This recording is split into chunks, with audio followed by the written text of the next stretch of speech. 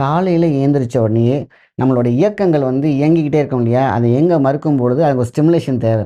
அதுக்கு ஒரு ட்ரிங்க். என்ன ட்ரிங்க்னா, செந்தாமரை பவுடர். அதாவது செந்தாமரை பவுடராவே நீங்க வந்து எடுத்துக்கோங்க. தாமரை பவுடர் எடுத்துக்கோங்க. சிவப்பு தாமரை பவுடர வந்து 100 கிராம் எடுத்து வச்சுக்கோங்க.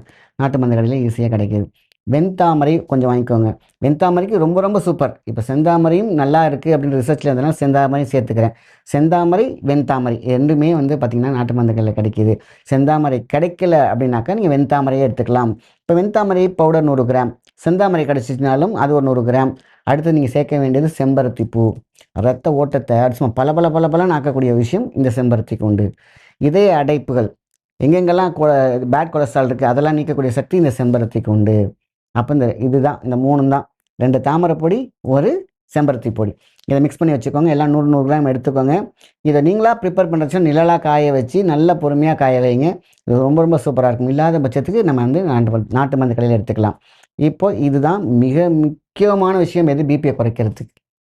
ஸோ, இத காலையில எந்திரிச்சோனே ஒரு ஸ்பூன் போட்டு நல்லா கொதிக்க வைங்க. ஜஸ்ட் ஒரு கொதிக்க வச்சு ஒரு டீ மாரி எடுத்தாலே போதுமான விஷயம்.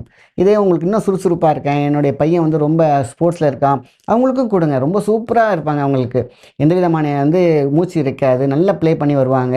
ஸோ, அவங்களுக்குலாம் வந்து பார்த்தீங்கன்னா, அதே மாரி ஒரு டீஸ்பூன் நல்லா கொதிக்க வச்சாலே போதுமான விஷயம். ஸோ, 1 டீஸ்பூன் பெரியவங்களா இருந்தா 2 டீஸ்பூன் எடுத்துக்கலாம். ஸோ, ரொம்ப கிரானிக்கா எனக்கு வந்து இந்த இதயத்தில பிரச்சனை இருக்கு அப்படின்னா 3 டீஸ்பூன் கூட எடுக்கலாம். தப்பு கிடையாது. அதுக்கு மேல தேவையில்ல.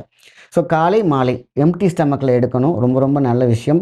ரத்தத்தில இருக்கக்கூடிய கொழுப்பு, ரத்தத்தில இருக்கக்கூடிய பிரச்சனைகள், ரத்தம் கெட்டு போச்சு அப்படிம்பாங்க இல்லையா? நீர்த்து போச்சு சொல்லுவாங்க இல்லையா? இது எல்லாமே சூப்பராக்கி கொடுக்கக்கூடியது.